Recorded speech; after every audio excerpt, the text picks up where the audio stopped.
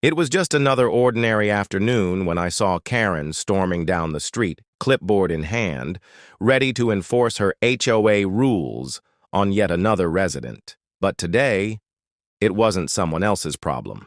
It was mine. Karen had always been the self-proclaimed queen of the neighborhood, handing out fines for anything she deemed out of place. I had dealt with her complaints before, but this time it was personal. She knocked on my door, demanding that I remove the flower beds I'd planted in my front yard. "They don't fit the aesthetic of the neighborhood," she said with a smug smile that made my blood boil. I knew I had to keep my cool. I told her, "Karen, I think we need to talk about your role here." She raised an eyebrow, thinking she had me cornered. "You'll be hearing from the HOA," she warned as she turned to leave. But as she walked away, I couldn't help but grin. What she didn't know was that I wasn't just another homeowner. I'm the police chief. The next day, she returned, this time with a stack of papers, ready to fine me. She stood there, lecturing me about HOA regulations, trying to intimidate me with threats of legal action.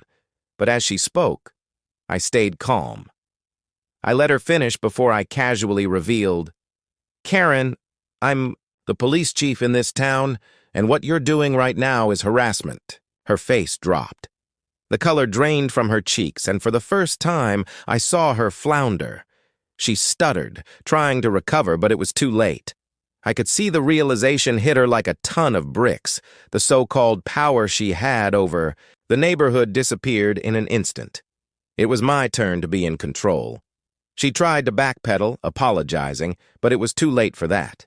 Karen had spent years bullying people, and now she was the one who had to answer for her actions. The next day, the HOA sent a letter retracting the fines and apologizing for the trouble. Karen never bothered me again, and as for the neighborhood, it was a little more peaceful without her trying to impose her rules on everyone.